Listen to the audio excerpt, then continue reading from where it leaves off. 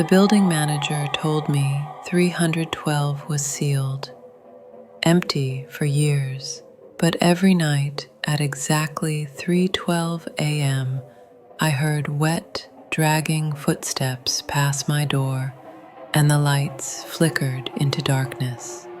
Once I peeked. Nothing.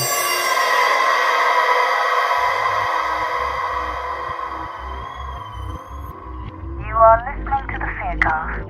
This is not a drill. I repeat, this is not a drill.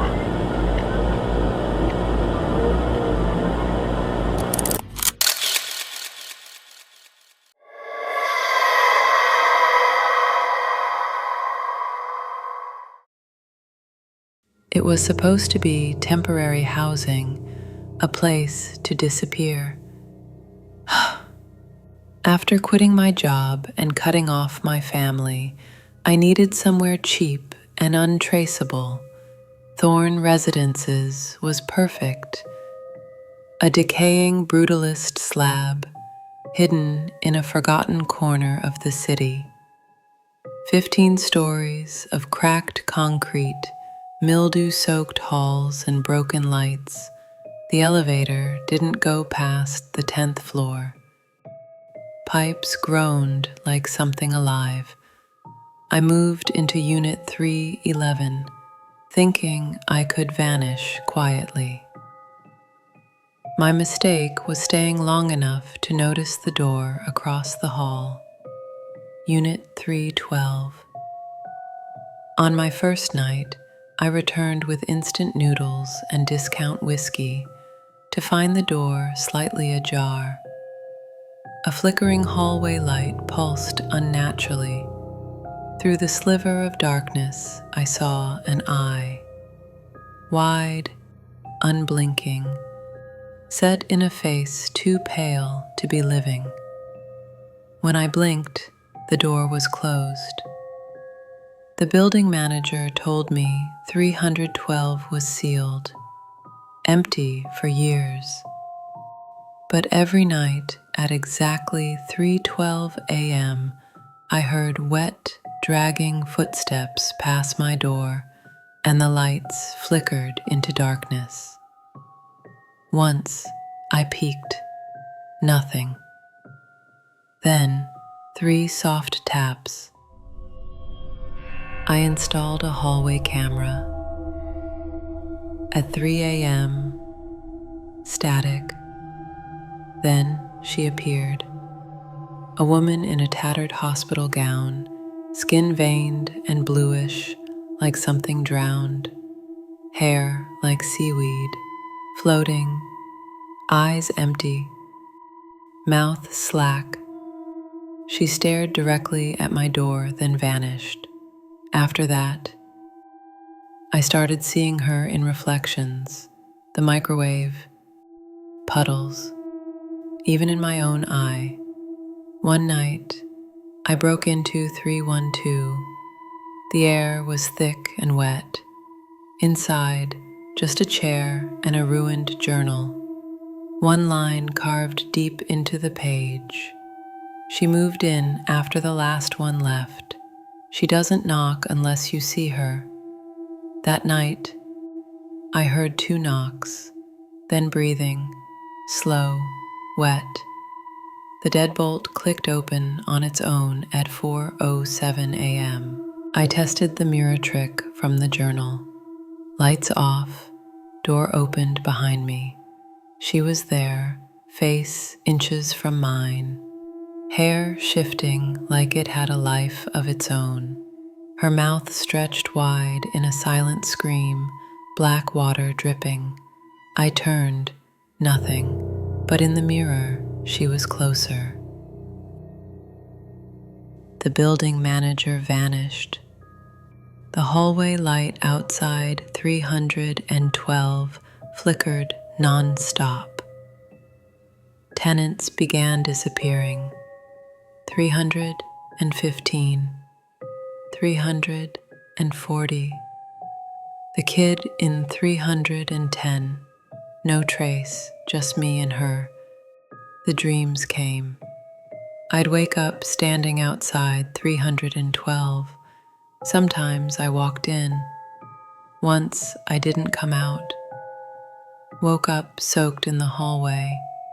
My bathtub began whispering. First gasps, then, "Let me out, I miss the cold." One night, black water rose to the edge, wouldn't drain. In footage, I appeared outside my apartment, talking to no one. But I hadn't left my room. In one frame, her face hovered over mine, hands on my shoulders, mouth wide in a silent scream. Then came messages scratched into my bathroom mirror. "I'm under your skin now. There's more of me in you than you think." My reflection began to lag, then it stopped following me altogether. I ran bag packed, made it to the lobby. The exit wouldn't open. Nervous, dripping echoed behind me. Horrified, the long abandoned front desk was suddenly occupied. A figure slumped in a puddle of water, hair spreading like vines. I turned 3 knocks. She was there, face inches from mine. One eye started, the other a leaking socket. She whispered, "Your unit is now 312. I woke up in bed, soaked and freezing. The door across now read 311, mine 312. And every night at exactly 3:12 a.m., the knocks come. But now they're from inside, and I'm no longer sure who they're for.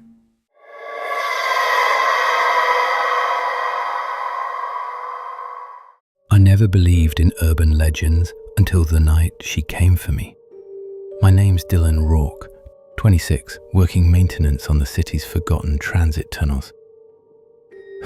Nights underground were quiet, lonely, and I liked it that way until I found something that didn't want to be found. It started with graffiti carved into the tunnel wall. "She only needs a face." I logged it, tried to ignore the chill in the air, and moved on. The next night the words were deeper, and now said, "She knows your name, Dylan." That's when the light started flickering, when I heard a voice, thin and wet, whispering my name, when I saw her, skeletal frame, hospital gown, skin pulled where a face should be, 2 dark holes for eyes. I ran. They said I was overworked, told me to take a night off. But at 3:17 a.m., scratching came at my door, followed by a rust-colored message, "Let me wear your smile." I didn't sleep. I took pills the next night, but woke up in the tunnel. Same clothes, same flashlight. Footprints led me to a door I'd never seen behind it, an abandoned underground hospital. Beds with restraints, dusty scalpels, and one unbroken mirror. She was there, behind me. Her face was a stitched-together horror. "Give it to me," she rasped. I woke up screaming on my kitchen floor. But things got worse. My job denied me ever working there. My ID was deactivated. I was being erased. Every night, she came closer through mirrors, screens, dark hallways. I tried to block it all out, but she left a gift, a mirror shard wrapped in gauze. On it, one of us is missing a face. I ran. New apartment, no mirrors, no electronics, no reflections. But on the 7th night, she came through the reflection in my eye. I saw her behind me, felt her cold breath. "Let me be you." I took her shard and confronted the hidden mirror I'd kept. "Why me?" I asked. And she answered, through the glass, "Because you looked at me."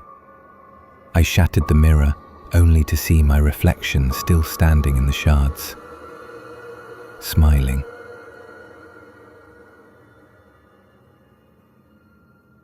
Now I wear sunglasses even in my sleep. Avoid all reflections. No water, no polished metal, no screens.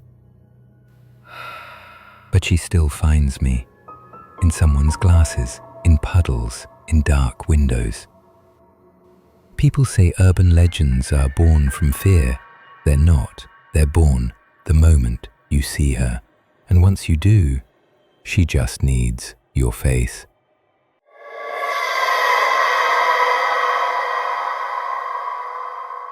My name is Claire Mercer. I'm 37, single, and a freelance interior stylist, living alone in Northern California. People always say I'm too pretty to be alone, hazel eyes, but I've always preferred solitude, thoughtful until last summer. It started with a vintage brass-framed mirror I picked up at an estate sale.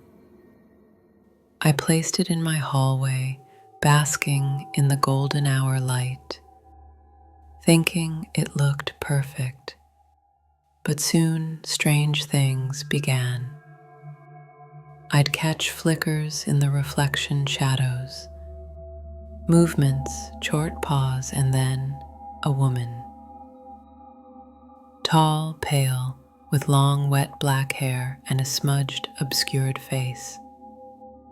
At first, I chalked it up to imagination, working from home and spending too much time alone. But one day I saw her, not in the mirror, but beside it in its reflection. I spun around, short pause, nothing. I removed the mirror, stored it in the garage, and tried to forget.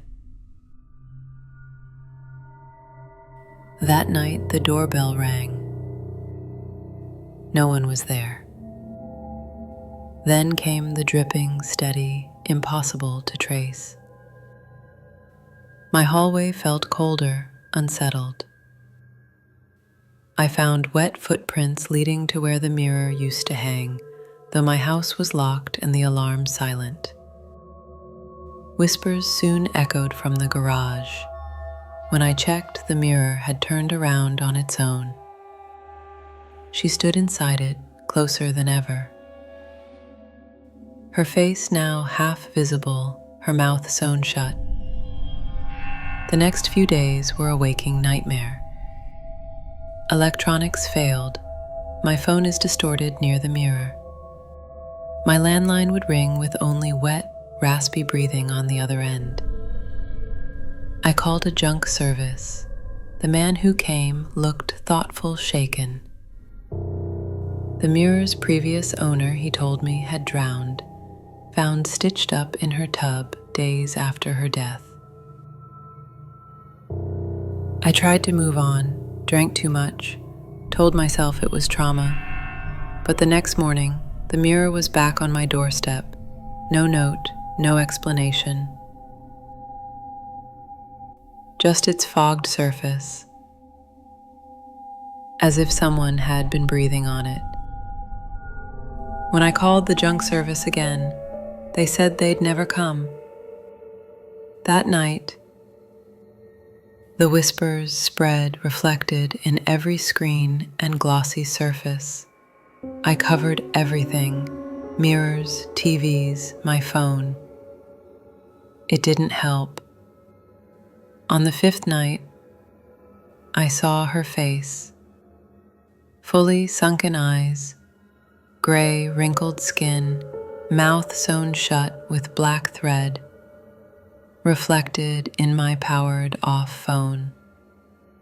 She wasn't trying to haunt me. She wanted to trade places. My dreams turned to drowning, screams underwater, being pulled into darkness. I fled, moving to a smaller home with no mirrors, no reflections. But it wasn't over. A single photo of myself, hidden in a drawer, betrayed me. When I opened it, the reflection wasn't mine. She stood behind me. I burned the photo. Still, the dripping returned from inside the walls. My shower turned on by itself. Once, my reflection lingered when I moved. Desperate, I called a medium. She told me the woman hadn't drowned by accident. Someone held her under, sealed her mouth so her screams wouldn't escape. She saw freedom in me. The only way to stop her was to break the reflection. I destroyed everything reflective. But the mirror had returned inside, waiting. I struck it with a hammer. It cracked. Then she stepped out as her stitches tore open. I don't remember what happened next. I woke up soaked and cold on the floor. The mirror was whole again, but I wasn't in the reflection anymore. She was. Now I'm inside it. If you're reading this, don't look into antique mirrors. If you already have, cover it, burn it, don't let her see you. She only needs one more trad.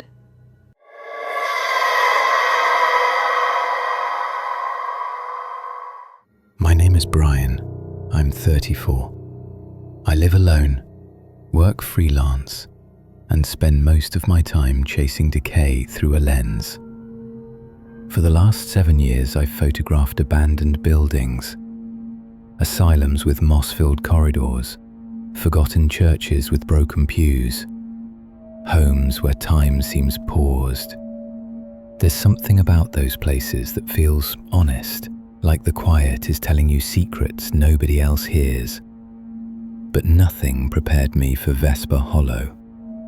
It started with a message from an old colleague, Joel, another photographer I hadn't spoken to in years. Found a place, the message read. Not on any map, you need to see it. But if you go, don't stay after sunset. That was it. No follow-up, no explanation. Just a dropped GPS pin in the woods north of Pine Ridge. Naturally, I was intrigued. I followed wider leads. The next morning, I packed my gear, filled the tank, and drove up into the backcountry. The roads narrowed quickly, first from highway to gravel, then to dirt, then to nothing but tire tracks and overgrowth. After a while, I lost reception. I kept checking the pin. Finally, after nearly 5 hours, I reached a clearing marked only by a half-buried stone plaque. Weathered letters read, Vesper Hollow, Esteer 2003. No houses, no gates, just that ominous sign and the forest pressing in around it. I left the car and walked in. After about 20 minutes of pushing through thick undergrowth, I found it. Rows of massive homes hidden deep in the woods, McMansion-style houses, all eerily identical. The glass was intact in some windows, others were boarded. Ivy had claimed most of the facades, but not enough to hide the sheer size of the place. There were no sounds, no birds, no breeze. Even my own footsteps felt muffled. It was like the air was holding its breath. The first house I entered was still fully furnished, Dusty furniture, blank picture frames, dishes on the table. It looked like the occupants had stepped out for groceries and never returned. That unsettled me. I wandered upstairs and found a bedroom with drawings on the walls, childlike scribbles of stick figures with wide, toothy smiles, and red X's over their eyes. One wall had a message etched in: "They smile so you'll stay." I turned around and froze. There was a mirror across the room, and my reflection wasn't right. It wasn't copying me. I raised my hand. It smiled. I backed away and stumbled into the hallway. That's when I heard footsteps upstairs, slow, heavy, deliberate. But this house didn't have a third floor. I bolted. Out the front door, into the fog. The houses looked newer now. Windows were clean, lights on in some of them. And in the top window of a house down the road, someone or something was watching me. Not moving, just there. I blinked and the figure vanished. Still, I didn't leave. My curiosity was stronger than my fear. I entered another house, one at the far end of the row. The door creaked open by itself. Inside was a nursery, old, dust-covered toys, a black wooden crib, and above it, a mobile that spun without wind. Most chilling of all was a VHS camcorder on a tripod, pointed directly at the crib. The red recording light blinked. I stepped back slowly. Then the door slammed shut behind me. I grabbed the knob. Locked. I checked the windows, sealed. Then the mobile stopped spinning. Silence stretched too long. That's when the camcorder clicked tape rewinding by itself. The screen flickered to life. Static. Then a child's voice whispered from the room itself, not the tape. "You weren't supposed to see this." I spun around. Empty crib, empty room. I turned to the mirror on the dresser. My reflection was smiling. I wasn't. The walls began to hum, almost like whispering beneath plaster. The air turned thick and hot. I felt like I was being watched from inside my own skin. Then everything went black. When I came to, I was lying in the weeds outside. My clothes were damp with morning dew. But my watch said it was still the same day. The sun hadn't set. But I knew I'd lost time. I stood up and looked back. The house was gone. Just trees, no path, no porch. As if it had never existed. I stumbled back to the car. My gear was untouched, but every photo I'd taken that day was gone, deleted. My camera's internal clock had reset itself to 1903. On the drive home, my GPS rerouted 3 times, all attempts to send me back toward the hollow. I shut it off and drove in silence. That night I tried to sleep but couldn't. At 2:11 a.m. I heard knocking on my window. I live on the 3rd floor. I didn't move. The knocking came again. Then a whisper, barely audible, inside the room. "You looked too long." The next morning I got another message from Joel. A single video attachment. I almost didn't open it, but I did. It was Joe filming inside another Vesper Hollow house. The walls had changed. They were covered in framed photos. Dozens, hundreds, all showing people standing in front of houses, but their faces had been smudged out. Joel's voice was shaking. I think it's building itself, feeding off memory, replacing people, growing. He moves toward a mirror, and as he pans the camera, my reflection is there, not his, mine, smiling. I dropped my phone. The window knocked again. My bathroom mirror had fogged over without steam, written across it in dripping condensation, "One of us now." Since then, things haven't been right. My reflections linger too long. My photos glitch even when I shoot something completely unrelated. And sometimes, when I wake up in the middle of the night, I find dirt on the floor. Tracks. As if someone has been standing by my bed. I've moved 4 times, it doesn't matter.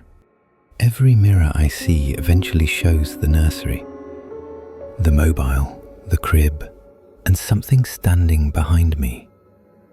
Always just out of focus.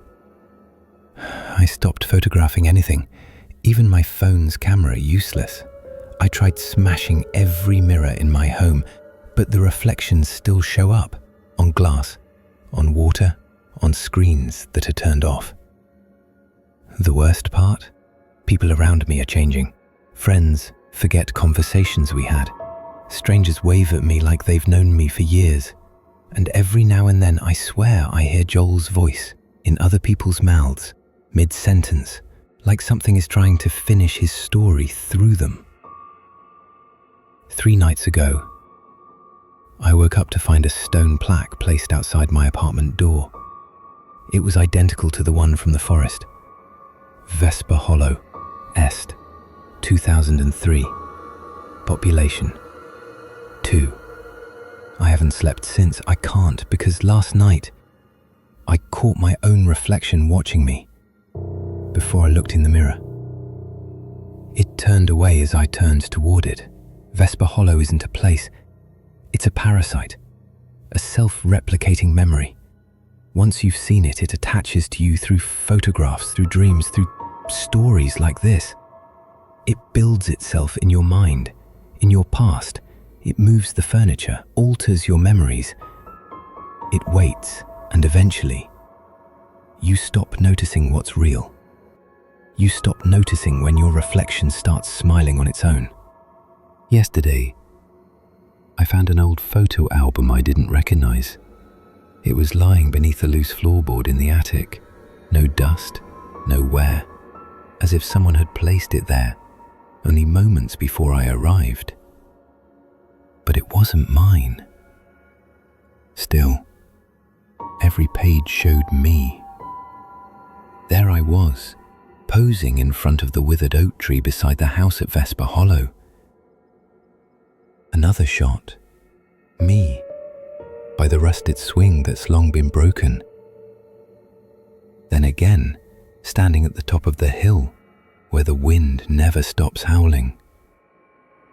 I don't remember ever visiting that place, but in the final photograph, one that hadn't been there when I first opened the album, I stand in the dark outside the old nursery window. Behind me, a faint light glows, and pressed to the glass from inside, barely lit, is my face, smiling. But I'm already outside. I don't know how long I've been writing this. The clock on the wall hasn't moved, the light keeps flickering, and something I can't hear, is whispering just beyond the edge of sound. It might be my own thoughts turning against me, it might be something else. Maybe you're reading this in a place I've never been. Maybe I already told this story to someone else, and now it's found its way to you. Or maybe this story isn't mine anymore. Maybe it never was, because there's one thing I know now. Once you've seen it, once your eyes have brushed even for a moment against its truth, it begins. And now that you've read this, Check your screens. Look closely at your reflection. Really look. Is it still you? Is it still only you?